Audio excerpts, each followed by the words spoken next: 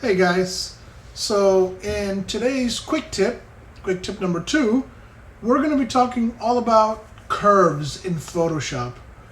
Now, curves in Photoshop, I believe, are one of the most powerful image adjustment tools in Photoshop. By far, it is the strongest tool you can have in Photoshop, I believe.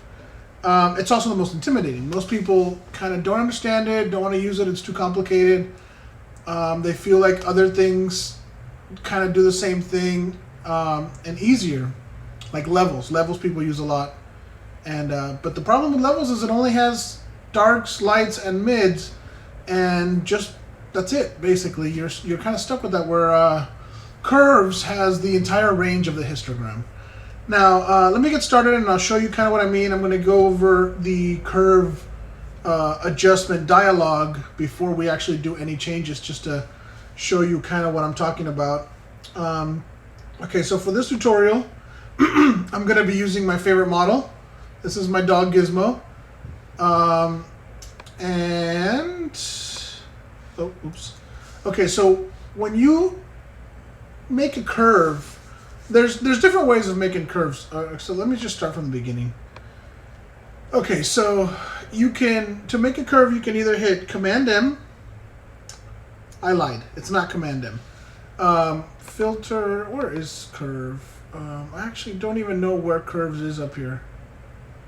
But the best way to do curves is over here in your adjustments panel. And it's one of these. I think it's this one. So that's curves. That'll open up a new adjustment. You can also get it down here, where I get most of my adjustments. Down here, you just hit curves. What it does is it puts a new layer up here above your image. Puts a new layer up here above your image called curves. Now, it also gives you this curves dialog box.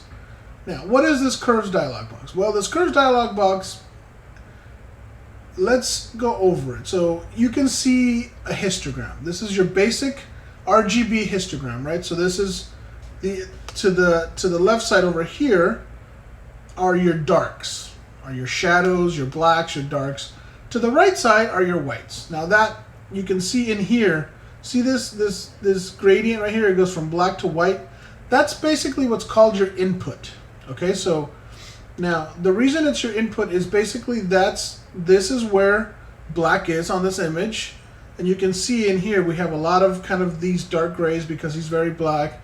We have very little whites because we have very little actual white in here, but we have some grays.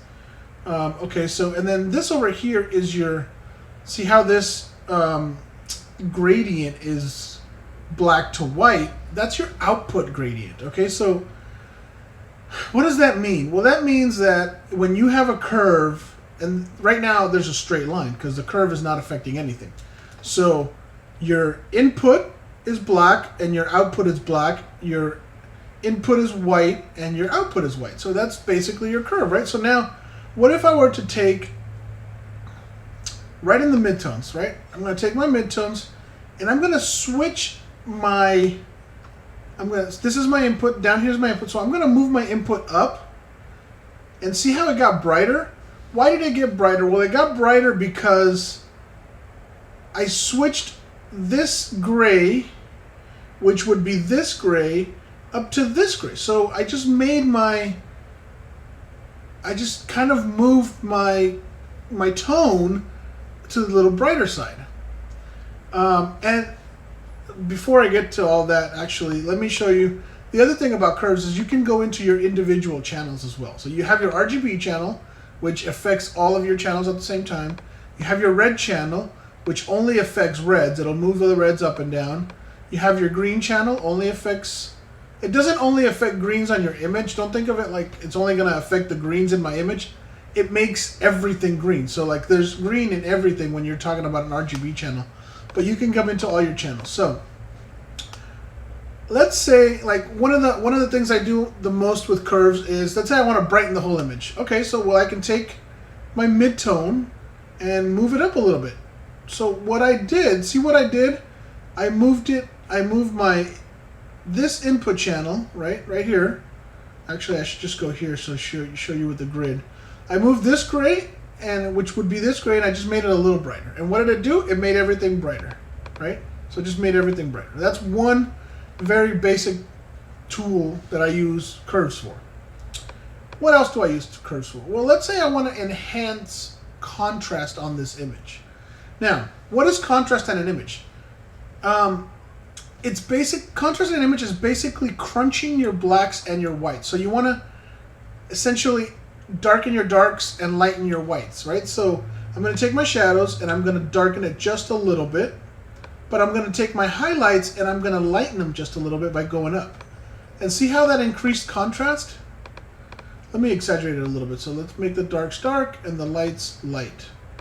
It pushed it so much that it just increased contrast. I went too far, obviously, for the sake of this tutorial, but that's one other effect of curves. Now, let's say I didn't want my darks to get that dark. I wanted them to stay lighter, but still add contrast. Well, I'm still kind of contrasting this image in an overall lighter tone because I moved my curve up here. So I'm just kind of making that curve for contrast. Okay, that's one thing. What else can you do? Well, let's say you wanted a negative and you wanted to use curves because you didn't want to just invert your colors. Well, you could do the same thing with curves. Let's take my blacks, make them white. Let's take my whites and make them black. What did it do? It gave me a complete negative of this image. Why? Because I took my input black and I moved it out to my output white, and I took my input white and moved it over to my output black. These concepts will start to get easier as you start using curves. Now, let me reset this. Now, what else can I use curves for? Well, I use curves for almost everything. Like, okay, let's say I want to work on Gizmo's tongue, and I feel like his tongue is not pink enough. Let's say I want to add more pink to his tongue. Well, I can go to my red channel, and I can increase the brightness of, or the tonality of my reds. I'm going to go really high, right? So look at that. Okay, so now that changes the whole thing. But again, you have masks in your curve, so you can fill your mask with red, and then using a brush, you could paint on this mask. You could just paint where you want the mask to affect. So essentially, I'm just painting white on the mask on his tongue where I want it to affect his tongue. You see, I just made his tongue a lot redder, or pinker actually. But let's say I said, well, it's too pink. He needs a little more blue in his tongue. Well, I can go into my blue and move my blue down, or move my blue up. And essentially now what I did, now let me go back to my RGB. If you look at my overall black and white stayed linear, but my red now has a curve and my blue has a curve. And it did that to his tongue, right? So I can also go into my green and, green and remove green, and it'll just go into that magenta, or I add green, it'll do some funky stuff. Let me reset everything. Oh, and if you ever need to reset something, just drag your point out like that. Okay, so what else can I do with curves? Well, let's see, I have a... You can also color balance your image with curves. Let's say, well, actually, I'm not going to talk about curves, but let's say I want this background, which is green, but I want it to be really, really green. So let's say I take my green, and I'm going to punch up my greens. Oh, I got to get rid of the mask. Delete mask. And I'm going to punch up my greens, right? And this, I'm going way too far for the tutorial, but let's say I want to punch up my greens. Well, it affected everything, but again, I can make a mask, fill that mask with black, and then with white, paint just where you want that green to affect. So, you know, you come in here and you paint your greens in, and you make sure you don't touch your dog. And so now I have, like, you know, predator green background, right? So I can lower that a little bit, or let's say I want to remove green and I just want to add a little more yellow and a little more red. I can add a little more red, and that gives me a completely different look. See? What else can we do with curves? Well, I mean, curves, like I said, I use them for everything. So let's say I want to work on Gizmo's eye. Well, what do I want to do with Gizmo's eye? Well, I want to contrast his eye and make it brighter. So first I'm going to make it a little brighter, then I'm going to contrast it. And you can add as many points to this, and I'll get to that in a second. I'm going to contrast his eye a little bit. So again, I'm going to fill my mask with black, and then I'm going to paint just in his eye. And you can see it actually contrasted his eye quite a bit. Well, I also want to add red to his eye. You know, I want to add a little red to his eye to make it pop a little bit more. So that's what I did. And there you go. That's what that did. Okay. I have one other thing that I want to show you with curves. Because I don't want you to feel like you only have a few points. You can add as many points as you want.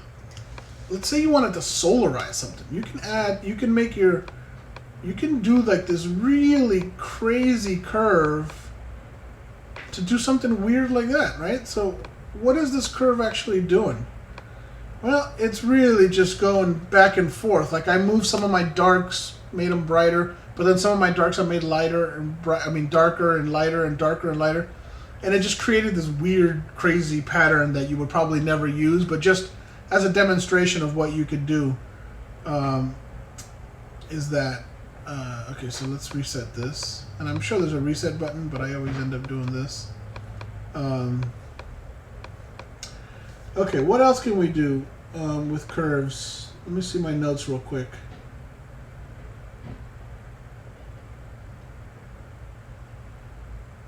Oh, okay, so let's say for some reason you wanted to, and I do this sometimes when I'm working on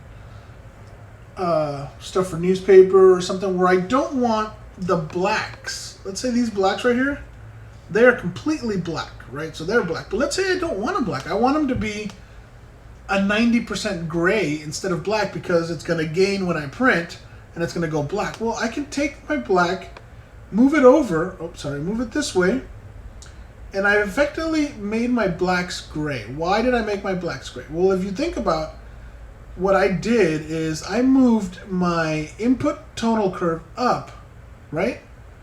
So this black now has become this gray, right? So now there should be absolutely no blacks in this image. The darkest blacks will still be gray in this image. You can do the same with the white. Let's say you want your whites to be a little darker. Well, you can do that too, and you can push it as much, so you'll never have you won't have whites in. Why does that help? Well, there's certain times you end up using those things. You can do it with the greens as well, and with the reds as well, and you can do it with everything. That's kind of another way you can do that. Let's see, what else do I have over here that I...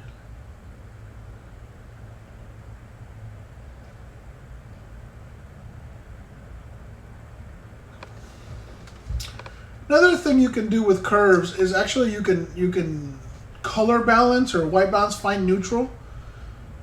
You can select your eyedropper and holding down Shift, you can place a dot somewhere. So let's place a dot right here. This seems like a kind of mid-tony color, right? So let's place a dot. What did that do? Well, that opened up a dialog box over here, and it's got this number 1 point. And what it's telling me is that it has 102 red, 118 green, and 61 blue. What does that tell me? Well, it's got less blue and more green and red than blue, so it's going to be a green image, right? You can take this, and let's say you wanted to increase blue so you're closer together. Well, you can increase blue. I mean, you have to increase it quite a bit to try to get close to it. And again, we're only looking at this area, so don't look at the whole image because it won't work.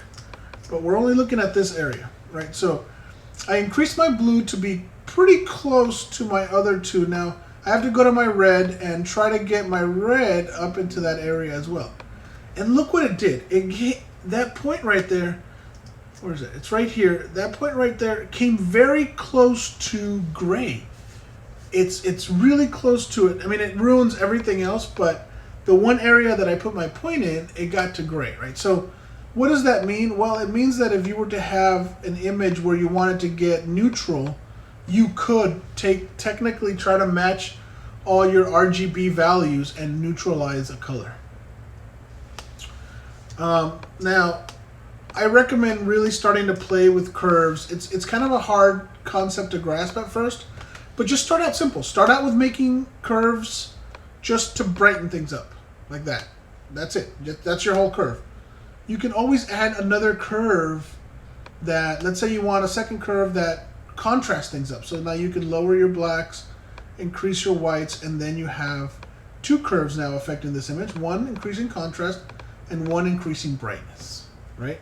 Let's say you have, that's how you layer them. Now I'm going to layer another curve, and this is going to be the curve where I made his mouth, his tongue red. So I'm going to move that curve, that red up. I'm going to mask it out. I'm going to use my brush with white and paint over his tongue, and that's increase the red in his tongue. Okay, so let's say I want to increase the brown in his eye, make it really pop. Well, I can make a new curve, go to my red channel, increase the red, go to my green channel or my blue channel, maybe increase the blues just a little bit and remove some of the green. And again, fill the mask part of it with black and paint with white on there. And now I've effectively made his eye red. Now, he's got brown eyes, but let me show you why I would do this. Let's say Gizmo has, or your model, whoever you took a picture of, has blue eyes, right? Well, this is going to be kind of hard. Okay, how can I do this? Okay, so the first thing I'm going to do is I'm going to desaturate it. Okay, so let's say you have that, and then you want to use your curve to give him blue eyes, right? So you can always add blue to an image. You can add blue, you can add green, and you can colorize things that way, see? Obviously, I use it when I have, sorry I didn't get a example, but if you have a model that has blue eyes and you just want to intensify the blue, you could just push the blue curve, right? You can enhance the blue. Same with the green, same with the brown, same with everything. So curves is a very, very powerful tool that I recommend you guys using. I hope this tip helps a little bit. It'll at least get you started on using your curves, and I hope you really start to enjoy them because they become really, really powerful and very useful. Okay? See you next time for the next quick tip.